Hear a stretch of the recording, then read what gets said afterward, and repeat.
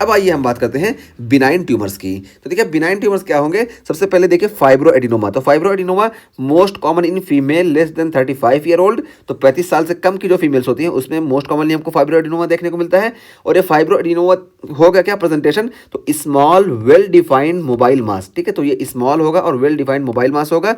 और tumour compose of fibrous tissue and gland. तो ये जो ट्यूमर होगा ना, ये फाइब्रस टिश्यू और ग्लैंड से मिलकर बना होगा। यहाँ पे देखिए हम बताए थे कि हमारा फाइब्रस टिश्यू होता है और कि ग्लैंड होता है। ठीक है, तो फाइब्रस टिश्यू और ग्लैंड से मिलकर ट्यूमर बना होता है। तो यहाँ पे देखिए ये दिखाया गया कि ये स्ट्रोमा यहाँ पे दिखा दिया गया। तो स्ट्रोमा से और ये जो ग्लैंड है ना, इससे मिलकर बनता है। तो देखिए फाइब्रो एडिनोमा हमारा यहाँ पे लाई करता है। ठीक है, तो फाइब्रस टिश्यू और ग्लैंड दोनों इसमें इन्वॉल्व होंगी फाइब्रो एडिनोमा में, लेकिन ये बिनाइन कंडीशन होगी। और उसका फिर देखिए इसका एक इंपॉर्टेंट चीज़ क्या है कि increase size and tenderness with increase estrogen. जब एस्ट्रोजन इंक्रीज होगा तो इसकी साइज और टेंडरनेस इंक्रीज होगी। ठीक है, तो फाइब्रो एडिनोमा का ये फीचर हो गया।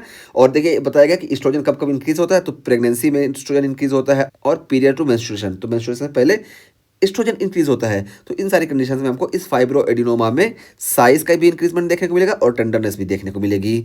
और फाइब्रो एडिनोमा के बाद अब हम बात करते हैं इंट्राडक्टल पेपिलोमा की। तो देखिए इंट्राडक्टल पेपिलोमा क्या होता है, small fibro epithelial tumour with in lactiferous duct और टिपिकली बीनीथ एरियोला। तो देखिए यहाँ पे भी क्या होगा, स्मॉल फाइब्रो एपिथेलियल ट्यूमर देखने को मिलेगा। ठीक है, जबकि यहाँ पे हम देखिए मेमलरी डक्ट एक्टेजिया की बात किए थे, ये भी देखिए हमको सब एल्यूलर डक्ट में ही देखने को मिल रहा था, लेकिन यहाँ पे सिर्फ फाइब्रोसिस थी और इन्फ्लामेशन थी। लेकिन ये देखिए यहाँ पे हमको फाइब्रो एपिथेलियल ट्यूमर देखने को मिलेगा। लोकेशन लगभग वही सेम होगी कि यहाँ पे एरुला के नीचे ही देखने को मिलेगा, लेकिन यहाँ पे क्या होगा कि यहाँ पे फाइब्रो एपिथेलियल ट्यूमर होगा ये। और जब यहाँ पे है तो इस वजह से देखिए हमको यहाँ पे भी डिस्चार्ज देखने को मिलेगा। तो अब देखिए हम बात करते हैं इसको most common cause of nipple discharge. तो निप्पल डिस्चार्ज का देखिए एक कॉज और हम बात करके हैं कि मेमोरी डक्ट एक्टेजिया, लेकिन उससे भी ज़्यादा कॉमन कॉज इंट्राडक्टल पेपिलोमा है। ठीक है, तो पता चला most common cause of nipple discharge ये इंट्राडक्टल पेपिलोमा है। और यहाँ पे हमको जो डिस्चार्ज देखने को मिलेगा ये सीरियस या ब्लडी डिस्चार्ज देखने को मिलेगा।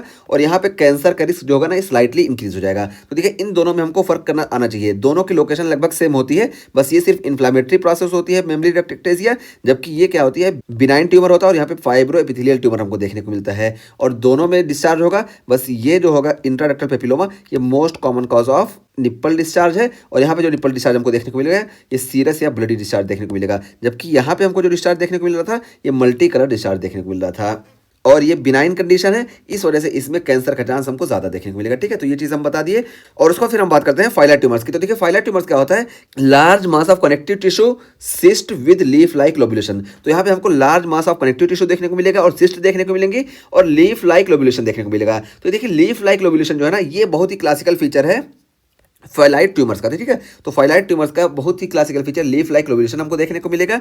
ये देखिए यहाँ पे देखिए लीफ लाइक लोबुलेशन हमको दिखाया गया। ठीक है, लीफ लाइक लोबुलेशन हमको फाइलाइट ट्यूमर्स में देखने को मिलता है और most common in 5th decade, तो 5th decade of the life में हमको मोस्ट कॉमनली देखने को मिलता है और सब में बिकम मेलिग्नेंट। फिर ये जो होता है फाइलाइट ट्यूमर्स ये भी मेलिग्नेंट हो सकता है। तो पता चला फाइब्रो एडिनोमा में हमको बहुत ज़्यादा कैंसर का चांस नहीं देखने को मिलता है, लेकिन इंट्राडक्टल पेपिलोमा में और फाइलाइट ट्यूमर्स दोनों जो होते हैं ये कैंसर का चांस ज़्यादा कर देते हैं। ठीक है, तो ये हम बात कर लिए बिनाइन ट्यूमर्स की। तो बिनाइन ट्यूमर्स में हम 3 की बात की, फाइब्रो एडिनोमा की, इंट्राडक्टल पेपिलोमा की और फाइलाइट ट्यूमर्स की। अब आइए हम बात करते हैं गायनेकोमस्टिया की।